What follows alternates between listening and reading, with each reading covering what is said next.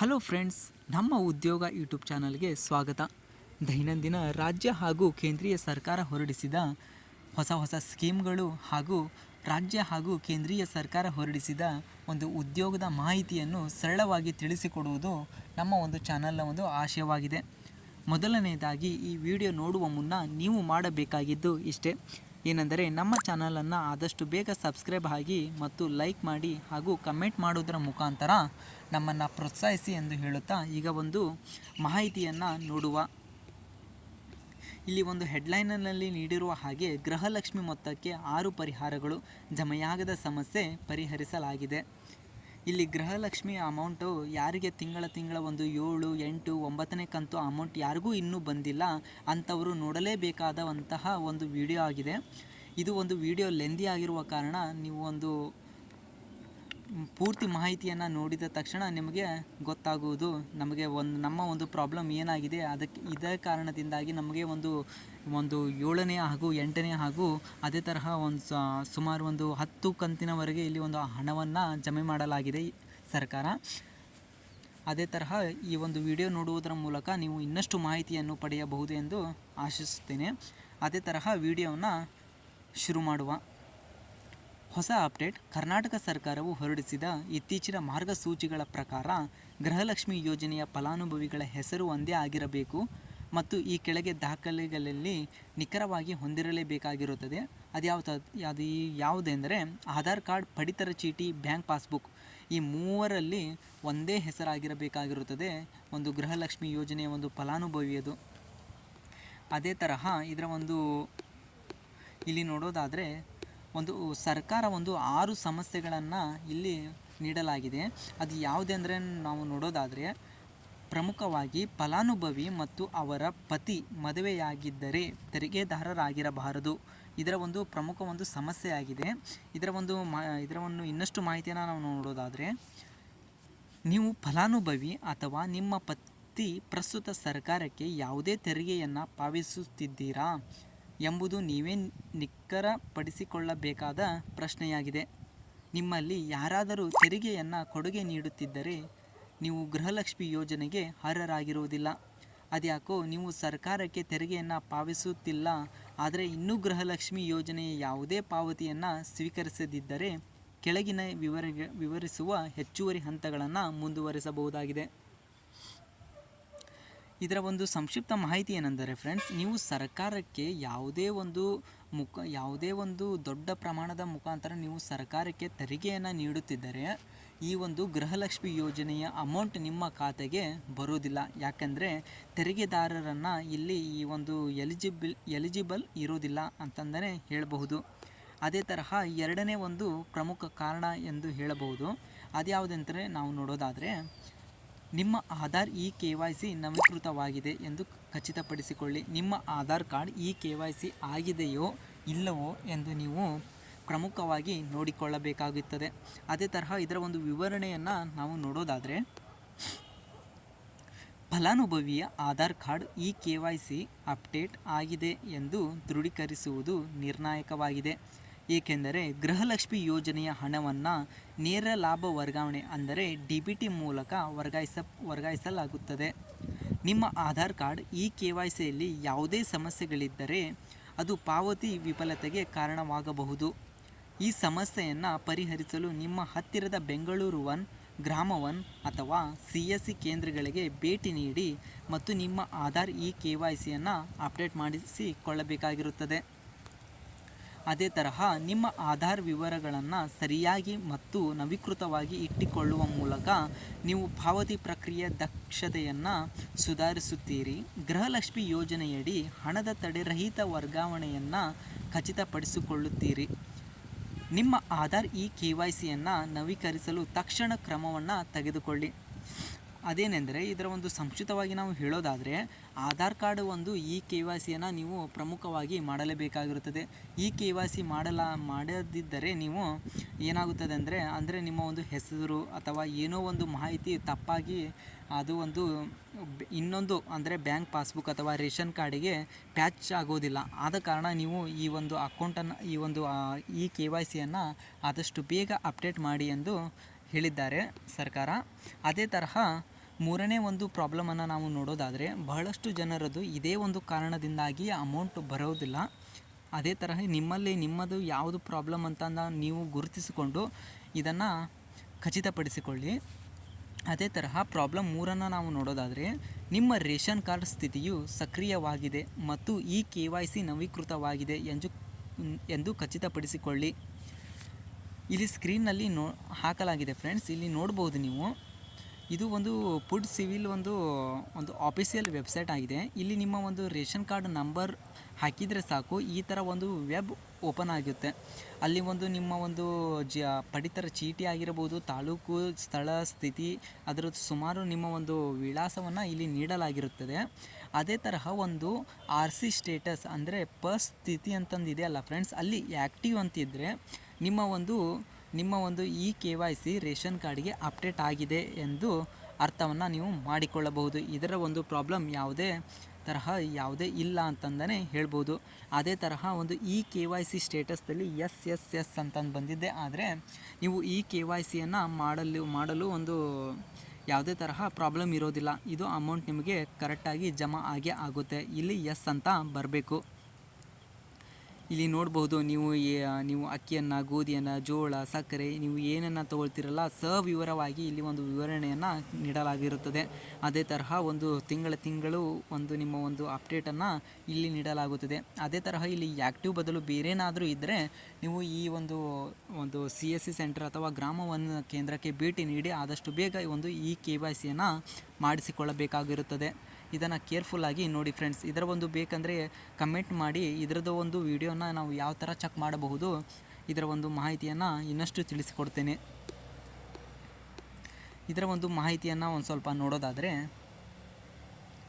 ನೀವು ಪಡಿತರ ಚೀಟಿ ಅಂದರೆ APL, BPL ಅಥವಾ ಅಂತ್ಯೋದಯ ಕಾರ್ಡ್ ಸಕ್ರಿಯವಾಗಿದೆ ಮತ್ತು ನಿಷ್ಕ್ರಿಯ ಎಂದು ಗುರುತಿಸಲಾಗಿಲ್ಲ ಎಂಬುದನ್ನು ಪರಿಶೀಲಿಸುವುದು ಬಹಳ ಮುಖ್ಯವಾಗಿದೆ.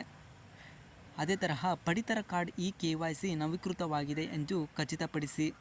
ನೀವು ಹಲವಾರು ತಿಂಗಳುಗಳಿಂದ ಪಡಿತರವನ್ನು ಸಂಗ್ರಹಿಸದಿದ್ದರೆ ಅದು ನಿಷ್ಕ್ರಿಯ ಎಂದು ಗುರುತಿಸಲ್ಪಡುವ ಸಾಧ್ಯತೆಯಾಗಿದೆ.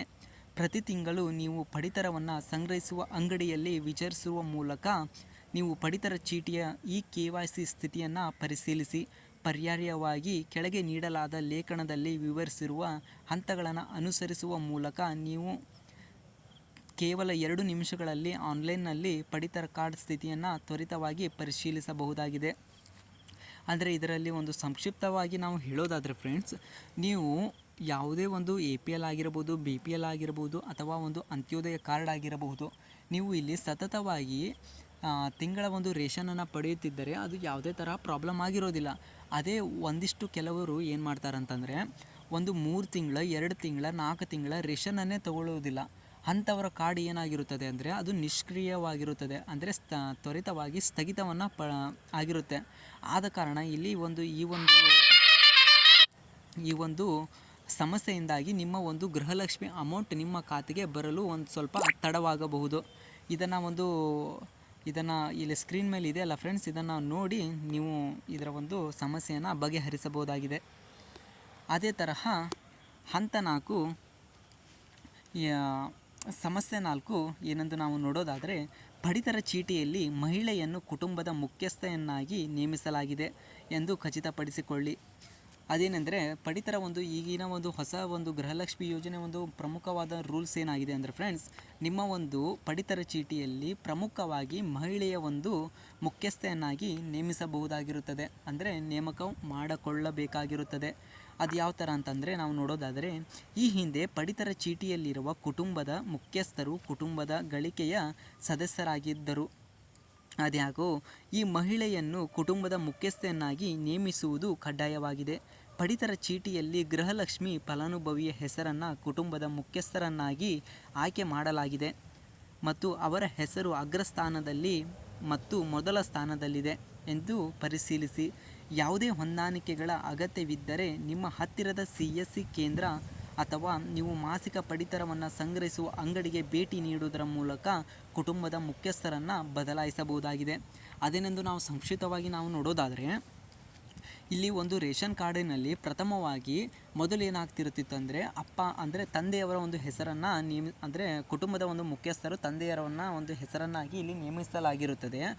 ಅದೇ ಒಂದು ಸಮಸ್ಯೆಯಿಂದಾಗಿ ಈ ಒಂದು ಗೃಹಲಕ್ಷ್ಮಿ ಯೋಜನೆ ಬರೋದಿಲ್ಲ. ಯಾಕಂದರೆ ಈ ಒಂದು ಗೃಹಲಕ್ಷ್ಮಿ ಯೋಜನೆ ತಂದ ತಕ್ಷಣ ಸರ್ಕಾರ ಏನು ಮಾಡಿತ್ತಂದರೆ ಮಹಿಳೆಯರನ್ನು ಇಲ್ಲಿ ಒಂದು ಮುಖ್ಯಸ್ಥರನ್ನಾಗಿ ಮಾಡಿ ಎಂದು ಇಲ್ಲಿ ಹೇಳಲಾಗಿತ್ತು. ಎಲ್ಲರೂ ಇದನ್ನು ಒಂದು ಸ್ವಲ್ಪ ಜನ ಮಾಡಿಸಿಲ್ಲ.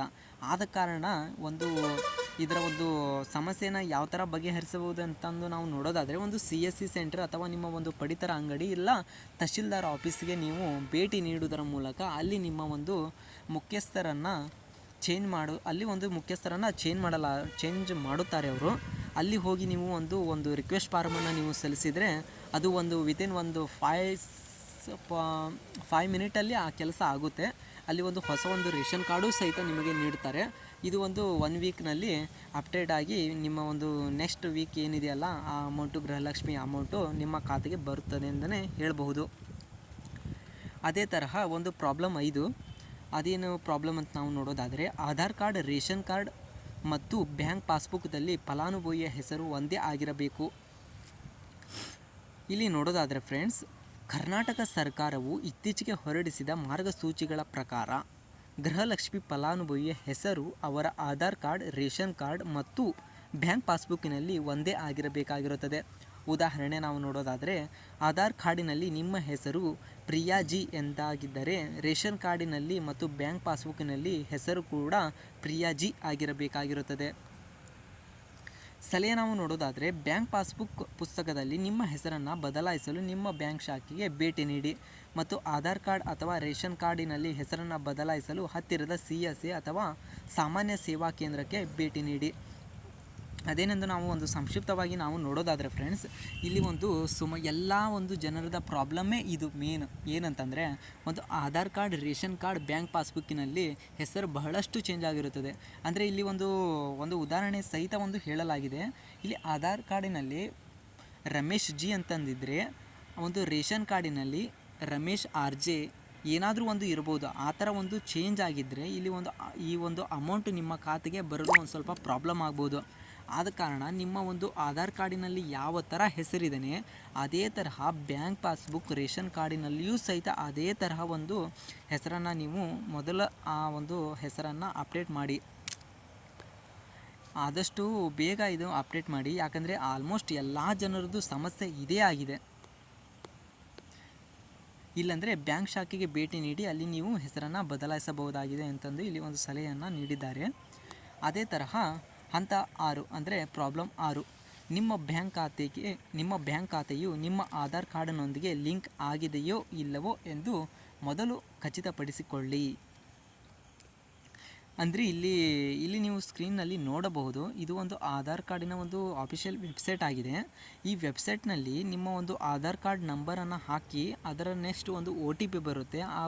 ಯಾವ ನಂಬರಿಗೆ ನೀವು ಲಿಂಕ್ ಆಗಿದ್ದೀನೋ ಆ ನಂಬರಿಂದ OTPಯನ್ನು ಪಡೆದುಕೊಂಡು ನೀವು ಇಲ್ಲಿ ಸಬ್ಮಿಟನ್ನು ಕ್ಯಾಪ್ಚಾ ಕೇಳುತ್ತೆ. ಆ ಕ್ಯಾಪ್ಚಾವನ್ನು ಹೊಡೆದ ನಂತರ ಸಬ್ಮಿಟ್ ಅಂತ ಹೊಡೆದ್ಬಿಟ್ಟಲೆ ಅಲ್ಲಿ ಈ ಥರ ಸ್ಕ್ರೀನಿಂಗ್ ಬರುತ್ತೆ. Congratulation, your Aadhaar bank mapping has been done ಅಂತಂದು ಬಂತಂದರೆ ಅಲ್ಲಿ ನೀವು ನೋಡ್ಬೋದು ಆಧಾರ್ ನಂಬರ್, ನಿಮ್ಮ ಆಧಾರ್ ನಂಬರ್ ಇರುತ್ತೆ. ಅದೇ ಥರ ಬ್ಯಾಂಕ್ ನೇಮ್ ಇರುತ್ತೆ. ಅದೇ ಬ್ಯಾಂಕ್ ಸೀಡಿಂಗ್ ಸ್ಟೇಟಸ್ ಅಂತಿರುತ್ತೆ. ಈ ಸ್ಟೇಟಸ್ನಲ್ಲಿ ಆ್ಯಕ್ಟಿವ್ ಅಂತ ಇರಬೇಕು. ಮೇನ್ ನೋಡೋದು ನೀವು ಇಲ್ಲಿ ಆ್ಯಕ್ಟಿವ್ ಅಂತ ಇರಬೇಕು. ಇಲ್ಲಿ ಬ್ಯಾಂಕ್ ನೇಮು ತೋರಿಸ್ತಾ ಇರಬೇಕು. ಅಂದಾಗಲೇ ಮಾತ್ರ ನಿಮ್ಮ ಅಕೌಂಟ್ ಮ್ಯಾಪಿಂಗ್ ಆಗಿದೆ ಅಂತಂದು ನೀವು ತಿಳಿದುಕೊಳ್ಳಬಹುದು.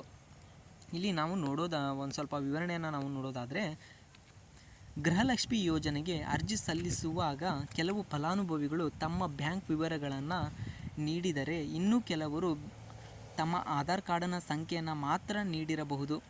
ಗೃಹಲಕ್ಷ್ಮಿ ಯೋಜನೆಯ ಹಣವನ್ನು ನೇರ ಲಾಭ ವರ್ಗಾವಣೆ ಅಂದರೆ DBT ಮೂಲಕ ವರ್ಗಾಯಿಸಿರುವುದರಿಂದ ನಿಮ್ಮ ಆಧಾರ್ ಕಾರ್ಡ್ನೊಂದಿಗೆ ಲಿಂಕ್ ಮಾಡಲಾದ ಬ್ಯಾಂಕ್ ಖಾತೆಗೆ ಮೊತ್ತವನ್ನು ವರ್ಗಾಯಿಸಲಾಗುತ್ತದೆ. ಈ ಕೆಳಗೆ ಈ ಲಿಂಕ್ ಇಲ್ಲದೆ DBT ಪಾವತಿಗಳು ವಿಫಲವಾಗಬಹುದು. ಇದನ್ನು ಪರಿಹರಿಸಲು ಕೆಳಗಿನ ಲಿಂಕನ್ನು ಬಳಸಿಕೊಂಡು ನಿಮ್ಮ ಆಧಾರ್ NPCI ಸ್ಥಿತಿಯನ್ನು ಪರಿಶೀಲಿಸಿ ಮತ್ತು ನಿಮ್ಮ ಆಧಾರ್ ಕಾರ್ಡ್ನೊಂದಿಗೆ ನಿಮ್ಮ ಬ್ಯಾಂಕ್ ಖಾತೆಯನ್ನು ಸೀಡ್ ಮಾಡಲು ವಿನಂತಿಸಲು ನಿಮ್ಮ ಬ್ಯಾಂಕಿಗೆ ಭೇಟಿ ನೀಡಿ ಎಂದು ಇಲ್ಲಿ ನೀಡಲಾಗಿದೆ. ಅದೇ ತರಹ ನೀವು ಗೃಹಲಕ್ಷ್ಮಿ ಯೋಜನೆ ಅರ್ಜಿಯಲ್ಲಿ ಬ್ಯಾಂಕ್ ವಿವರಗಳನ್ನು ಸಲ್ಲಿಸಿದ್ದರೆ ಚಿಂತೆಯಾಗಬೇಕಿಲ್ಲ, ಏಕೆಂದರೆ ಇದು ಅಗತ್ಯವಿಲ್ಲ. ಅದ್ಯಾಕೋ DBT ಪಾವತಿಗಳ ಸುಗಮ ಪ್ರಕ್ರಿಯೆ ಅನುಕೂಲವಾಗುವಂತೆ ನಿಮ್ಮ ಬ್ಯಾಂಕ್ ಖಾತೆಯೊಂದಿಗೆ ನಿಮ್ಮ ಆಧಾರ್ ಕಾರ್ಡನ್ನು ಯಶಸ್ವಿಯಾಗಿ ಲಿಂಕ್ ಮಾಡಲಾಗಿದೆಯೇ ಎಂಬುದನ್ನು ಖಚಿತಪಡಿಸಿಕೊಳ್ಳಿ. ಇದೇನೆಂದರೆ ಫ್ರೆಂಡ್ಸ್, ಒಂದು ಸಂಕ್ಷಿಪ್ತವಾಗಿ ನಾವು ನೋಡೋದಾದರೆ ಇಲ್ಲಿ ಏನು ಮೇನ್ ಪ್ರಾಬ್ಲಮ್ ಏನಾಗಿದೆ ಅಂತಂದರೆ, ಎಲ್ಲ ಜನರದು ಆಲ್ಮೋಸ್ಟ್ ಹಳ್ಳಿಯಲ್ಲಿ ಒಂದು ಸ್ವಲ್ಪ ಬ್ಯಾಂಕ್ನಲ್ಲಿ ಸತಾಯಿಸೋರು ಭಾಳ ಆಗಿರ್ತಾರೆ ಫ್ರೆಂಡ್ಸ್. ಅವರು ಎಷ್ಟೋ ಜನ ಹೋಗಿ ಅಲ್ಲಿ ಒಂದು ರಿಕ್ವೆಸ್ಟನ್ನು ಕೊಟ್ಟರೂ ಸಹಿತ ಬ್ಯಾಂಕ್ ಸೀಡಿಂಗ್ ಆಗೋದು ಬಹಳ ಅಂದರೆ ಬಹಳ ರೇರ್ ಆಗಿರುತ್ತೆ ಫ್ರೆಂಡ್ಸ್. ಅಂದರೆ 1 ತಿಂಗಳ ಟೈಮ್ ಹಿಡಿಯೋ ಸಾಧ್ಯತೆಯೂ ಇದೆ ಫ್ರೆಂಡ್ಸ್. ಅದೇ ತರಹ ಇದರ ಒಂದು ಸರ್ಕಾರ ಏನಾಗಿದೆ, ಇದರ ಒಂದು DBT ಅಂದರೆ ನೇರ ವರ್ಗಾವಣೆ ಮೊತ್ತವನ್ನು ಏನು ಇಲ್ಲಿ ಇದೆಯಲ್ಲ ಫ್ರೆಂಡ್ಸ್, ಇದು ನಿಮ್ಮ ಒಂದು ಡೈರೆಕ್ಟ್ ಆಧಾರ್ ಕಾರ್ಡ್ ನಂಬರ್ ಹೊಡೆದ್ರೆ ಸಾಕು ಫ್ರೆಂಡ್ಸ್, ನಿಮ್ಮ ಒಂದು ಅಕೌಂಟು ಫೆಚ್ ಆಗುತ್ತೆ. ಆದ ಕಾರಣ ಇದನ್ನು ನೀವು ನಿಮ್ಮ ಒಂದು ಹತ್ತಿರದ ಶಾಖೆ ಅಂದರೆ ನಿಮ್ಮ ಒಂದು ಯಾವ ಬ್ಯಾಂಕ್ ಅಕೌಂಟ್ ಇದೆ ಅಲ್ಲ ಫ್ರೆಂಡ್ಸ್, ಆ ಬ್ಯಾಂಕಿಗೆ ಭೇಟಿ ನೀಡಿ ನೀವು ಒಂದು KYC ಅಲ್ಲಿ ನೀವು ಹೇಳೋದಾದರೆ, ನಮಗೆ ಒಂದು ಬ್ಯಾಂಕ್ ಪಾಸ್ಬುಕ್ಕು ನಮ್ಮ ಒಂದು ಆಧಾರ್ ಕಾರ್ಡ್ಗೆ ಲಿಂಕ್ ಆಗಿಲ್ಲ ಅಂದರೆ NPCI ಆಗಿಲ್ಲ ಅಂತಂದು ಹೇಳಿದರೆ ಸಾಕು, ಅವರು ಒಂದು ರಿಕ್ವೆಸ್ಟನ್ನು ತೊಗೊಂಡು ನಿಮ್ಮ ಒಂದು ಥಂಬ್ ಇಂಪ್ರೆಷನ್ ಹಾಗೂ ಒಂದು ಆಧಾರ್ ಕಾರ್ಡ್, ಒಂದು ಬ್ಯಾಂಕ್ ಪಾಸ್ಬುಕ್ ಜೆರಾಕ್ಸನ್ನು ಕೇಳ್ತಾರೆ. ಅದನ್ನು ಕೊಟ್ಟು ನೀವು ಇಲ್ಲಿ ಒಂದು ಮ್ಯಾಪಿಂಗನ್ನು ಮಾಡಬಹುದು. ಇದು ಒಂದು ಸ್ವಲ್ಪ 100ಕ್ಕೆ 70% ಜನದ್ದು ಇದೇ ಪ್ರಾಬ್ಲಮ್ ಆಗಿದೆ.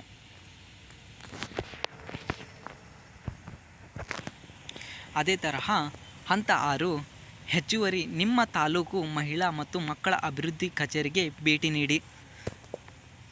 ಏನೆಂದರೆ ಇದು ಒಂದು ಪ್ರಾಬ್ಲಮ್ ಅಲ್ಲ ಫ್ರೆಂಡ್ಸ್, ಇದನ್ನು ಜಸ್ಟ್ ಎಕ್ಸ್ಪ್ಲೇನ್ ಮಾಡ್ತೀನಿ ಕೇಳಿ.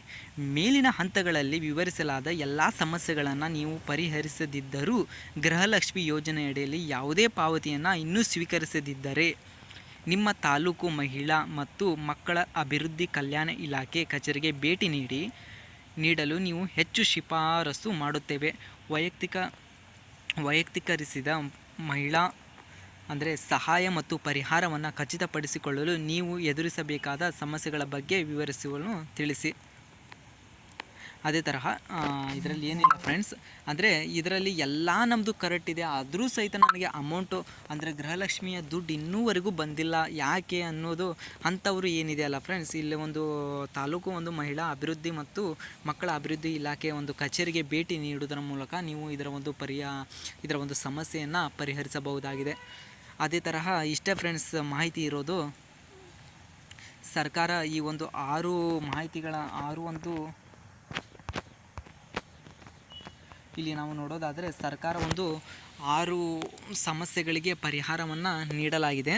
ಅದೇ ತರಹ ನಿಮ್ಮದು ಯಾವ ಒಂದು ಸಮಸ್ಯೆಯನ್ನು ಗುರುತಿಸಿಕೊಂಡು ನೀವು ಈ ಸಮಸ್ಯೆಯನ್ನು ಬಗೆಹರಿಸಬಹುದಾಗಿದೆ. ಆದಷ್ಟು ಬೇಗ ಮುಂದಿನ ತಿಂಗಳು ನಿಮ್ಮ ಅಕೌಂಟಿಗೆ ಜಮೆಯಾಗಲಿ ಎಂದು ಆಶಿಸುತ್ತಾ ಈಗ ಈ ಉದ್ಯೋಗದ ಮಾಹಿತಿಯನ್ನು ಮುಗಿಸುತ್ತಿದ್ದೇನೆ. ಯಾರೆಲ್ಲ ಇದುವರೆಗೂ ನಮ್ಮ ಚಾನಲನ್ನು ಸಬ್ಸ್ಕ್ರೈಬ್ ಮಾಡಿಲ್ಲವೋ ಅಂಥವರು ಆದಷ್ಟು ಬೇಗ ಸಬ್ಸ್ಕ್ರೈಬ್ ಆಗಿ, ಮತ್ತು ಮುಂಬರುವ ಎಲ್ಲ ಸರ್ಕಾರದ ಹೊಸ ಯೋಜನೆಗಳು ಅಥವಾ ಸರ್ಕಾರ ಮತ್ತು ಕೇಂದ್ರ ಸರ್ಕಾರ ಹೊರಡಿಸಿದ ಸರ್ಕಾರದ ಮಾಹಿತಿಯನ್ನು ಆದಷ್ಟು ಬೇಗ ನಿಮಗೆ ತಲುಪಿಸಲು ನಾವು ಪ್ರಯತ್ನವನ್ನು ಮಾಡುತ್ತೇವೆ. ಯಾರು ಸಬ್ಸ್ಕ್ರೈಬ್ ಆಗಿಲ್ಲ ಆದಷ್ಟು ಬೇಗ ಸಬ್ಸ್ಕ್ರೈಬ್ ಆಗಿ ಫ್ರೆಂಡ್ಸ್, ನಮಗೂ ಸಪೋರ್ಟ್ ಮಾಡ್ದಂಗೆ ಆಗುತ್ತೆ. Thank you.